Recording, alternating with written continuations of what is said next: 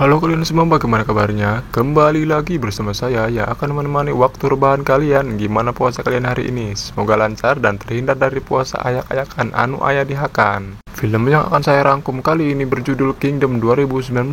Apakah kalian akan selalu terdiam untuk menggapai sebuah mimpi atau terus bekerja keras tanpa lelah demi menggapai mimpi tersebut? Itulah sedikit gambaran dari film ini. Daripada penasaran, mending langsung saja turun kopina berang-berang dari berkat berangkat. Film ini diawali dengan diperlihatkan dua bocah yang sedang berlatih pedang menggunakan kayu. Karena mereka bermimpi untuk menjadi jenderal agung, mereka pun berlatih hingga dewasa. Di tengah asik berlatih datanglah pria tak dikenal yang mengagumi cara berlatih mereka berdua. Kemudian pria itu pun pergi begitu saja. Dan dia bernama Shin dan Hoyu. Mereka merupakan budak dari pria tua yang dia beli untuk dipekerjakan. Setelah selesai berlatih, mereka pun pulang sambil membawa kayu bakar, yang dimana mereka terkejut tak kala melihat pria yang tadi mereka temui di hutan sudah ada di rumah majikannya. Dari majikannya lah mereka tahu bahwa pria tersebut menteri dari kerajaan bernama Sobun Kun. Kedatangan dia berniat untuk membeli Hoyu untuk dijadikan prajurit kerajaan. Alangkah senangnya Shin saat mendengar tawaran yang akan merubah status sahabatnya tersebut, tetapi Hoyu meminta waktu 1 hari untuk memikirkan tawaran tersebut karena dia ingin Shin juga diajak untuk bergabung. Di malam yang puek sebagai sahabat, Shin pun memantapkan Hoyu untuk menerima tawaran tersebut. Karena itulah kesempatan dia untuk menjadi jenderal agung. Mendengar ucapan Shin, Hoyu pun semakin mantap untuk menerimanya. Dia pun berjanji akan membawa Shin ke istana.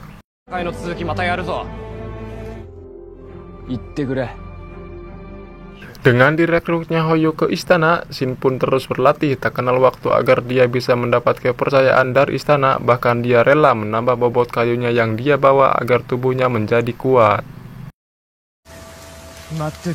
Ketika Shin sedang beristirahat setelah seharian berlatih dengan mengumpulkan kayu, tiba-tiba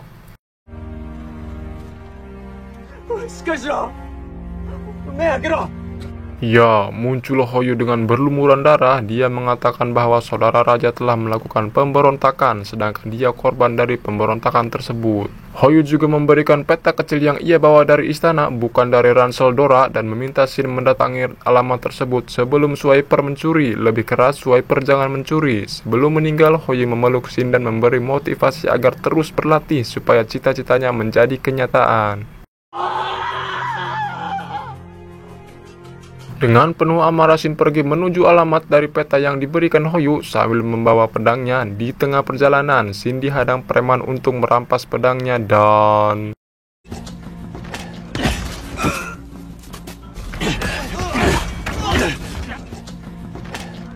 beralih ke rumah majikan yang dimana tempat dia tinggal diserang oleh pemberontak. Tujuannya untuk mengambil mayat Hoyu, tapi pimpinan mereka mengatakan tubuh Hoyu adalah palsu. Sungguh saya ngahulang dengan semua ini. Kemudian mereka membakar desa tersebut dan membunuh semua warganya. Kembali ke Shin dimana dia telah sampai ke alamat yang ada di peta dan menemukan tenda dan ya, bukan harta karun yang dia temukan melainkan orang yang mirip dengan Hoyu. Membuat Shin kebingungan dan meyakinkan dirinya bahwa ini bukanlah mimpi. Dan ya, mereka diserang oleh pemberontak. Di situ Shin mendengar percakapan mereka. Akhirnya dia tahu bahwa pria tersebut bukanlah Hoyu melainkan Raja Qin yang bernama Ese. Shin juga mengerti kenapa Hoyu dibawa ke kerajaan untuk menggantikan Raja Ese yang diserang oleh pemberontak karena Hoyu mirip dengan Raja Ese. Kemudian Hoyu terbunuh.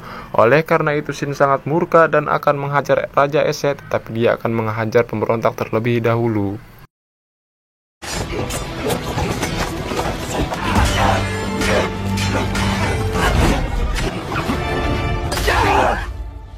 Setelah Shin membunuh si pemberontak, Raja Ese mengatakan jika ingin tetap membunuh dirinya, dia akan melawan karena sudah banyak orang yang rela mati hanya karena ingin melindunginya, termasuk Hoyu. Di tengah-tengah berbicara mereka mendengar suara gemuruh yang ternyata itu adalah desa Shin yang dibakar.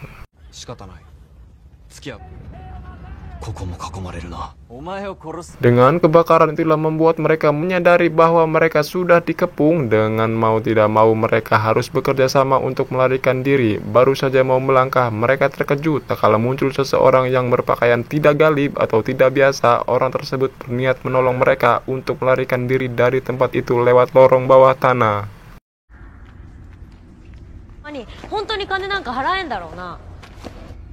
Di tengah perjalanan, Raja Ese bercerita tentang tragedi yang menimpa Hoyu, yang dimana pada waktu itu terjadi pemberontakan yang dipimpin oleh Sehu, adik dari Raja Ese itu sendiri, yang berniat menggulingkan kakaknya sendiri. Karena Raja Ese kekurangan pasukan, akhirnya Shobun Kun mencari akal dan menemukan Hoyu yang mirip dengan Raja Ese. Setelah Raja Ese menjelaskan tugas untuk Hoyu dan kerjaan tersebut mengancam nyawanya, bukannya menolak, Hoyu dengan bangga menerima tugas tersebut, padahal kematianlah yang akan dia dapat. Terlihat Shin begitu sedih mendengar cerita Raja Ese. Setelah menceritakan semuanya, Raja Ese memberikan pilihan pada Shin apakah akan tetap menjadi budak atau membantu raja yang lemah dan menempuh jalan yang sulit. Karena dia menyadari bahwa membantu orang yang lemah sangatlah sulit dilakukan oleh raja yang punya segalanya sekalipun, maka dia memilih untuk mengikuti Raja Ese dan melawan semua pemberontak. Kemudian Raja Ese mengajak Shin ke arah barat untuk menemui satu-satunya orang kepercayaannya. Orang tersebut adalah Shobun Kun. Di tengah perjalanan, tepatnya di kebun awi, tiba-tiba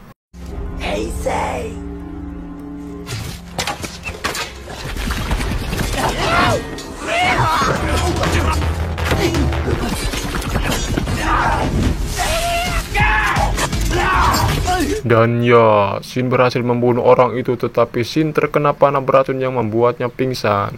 Pindah ke istana negara di mana Sehu memarahi semua anak buahnya karena tidak bisa menangkap Raja Ese. Kemudian dia menyuruh bawahannya untuk menangkap Shobun Kun karena menurut dia Shobun Kunlah satu-satunya orang yang bisa melindungi Raja Ese. Kembali ke Shin dan Raja Ese di mana dia telah sembuh setelah diobati. Raja Ese pun memberitahu bahwa kali ini mereka sedang berada di sebuah bangunan tempat Raja Qin terdahulu beristirahat. Saat itu juga Raja Ese menceritakan bahwa dirinya adalah saudara kandung Sehu, cuma beda ibu. Setelah ayahnya meninggal, kekuasaan diberikan ke Raja Ese. Hal itu membuat Sehu tidak terima dan akan merebutnya dengan cara mempengaruhi semua pimpinan kerajaan supaya melakukan pemberontakan. Di situ juga Raja Ese menunggu Shobun Kun tapi tak kunjung datang. Tiba-tiba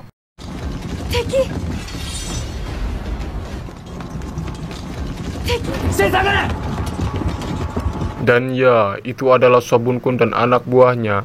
Di hadapan Raja Ese, Shobun Kun meminta maaf atas rencananya yang gagal hingga membuat Hoyu terbunuh. Raja Ese pun memaafkan orang kepercayaannya tersebut. Sementara di istana, Sehu mendeklarasikan diri di depan 80.000 prajurit sebagai Raja Qin karena Raja Ese tidak akan mungkin melawannya karena dia sudah tidak punya pasukan lagi. Di sini juga kita akan diperlihatkan betapa keji dan tidak bermolarnya Sehu saat membunuh satu prajurit hanya karena dia dari keluarga miskin. Dia mengatakan bahwa semua prajuritnya harus dari keluarga terpandang. Sehingga cerita Raja Ese yang kekurangan pasukan untuk merebut kembali kekuasaannya, dia meminta bantuan pada Raja Gunung, di mana suku ini 400 tahun lalu telah bekerja sama dengan Raja Qin terdahulu. Di tengah perjalanan mereka dihadang oleh orang-orang gunung karena telah masuk kawasannya.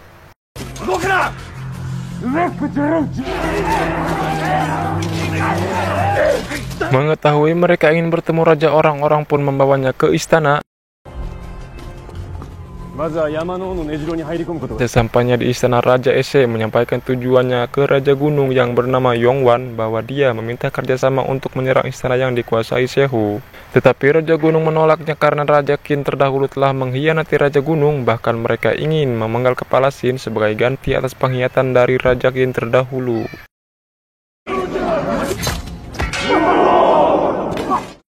Tapi karena kagum atas kehebatannya Shin, akhirnya Raja Yongwan menerima kerjasama tersebut. Disitulah mereka mengatur strategi yang dimana Raja Ese dan pengikutnya harus menyamar jadi orang gunung. Singkat cerita, mereka pun telah sampai di gerbang istana, yang dimana Raja Yongwan menyampaikan ke Perdana Menteri Kerajaan bahwa dia ingin bertemu dengan Raja Sehu untuk kerjasama menyatukan kekuatan. Tidak menaruh kecurigaan, menteri tersebut mempersilahkan mereka untuk masuk, tapi hanya 50 orang saja. Mendengar hal itu, Raja Ese memilih 50 pasukan elitnya. Dengan sangat hati-hati mereka memasuki istana tersebut. Kemudian setelah melewati gerbang, Raja Ese melepaskan topengnya, tanda bahwa perang akan dimulai. Raja Ese membagi pasukan jadi dua kelompok, yang dimana Raja Ese menyerang lewat jalan depan, sedangkan Shin dan rekan-rekannya lewat jalur rahasia.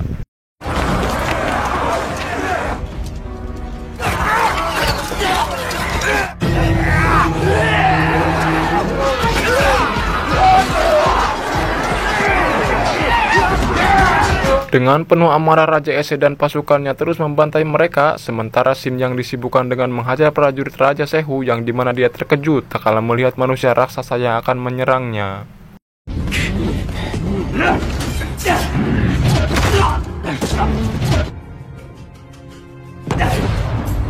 Akhirnya Shin mampu untuk membunuh monster itu, hingga dia berhasil masuk ke tempat Raja Sehu berada. Mengetahui bahwa Raja Sehu adalah dalang dari kematian Hoyu, Shin dengan penuh amarah ingin segera membunuhnya, namun Sehu tidak tinggal diam. Dia memanggil pendekar andalannya untuk membunuh Shin.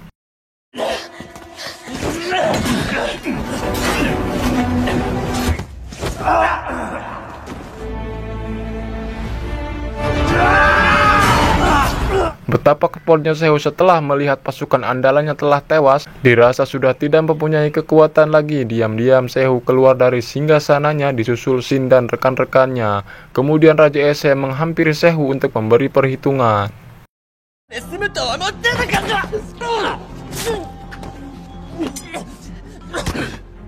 Saat itu juga datanglah Jenderal Agung yang dikagumi oleh Shin. Kedatangan beliau bukan untuk menyerang, tapi memberikan dukungan pada Raja Ese atas keberhasilannya merebut haknya kembali. Jenderal juga menanyakan misi Raja Ese untuk kedepannya. Raja Ese mengatakan bahwa misi dia ke depan untuk menyatukan Cina yang telah lama terpecah, hingga dia akan menjadi sejarah raja pertama yang menyatukan Cina.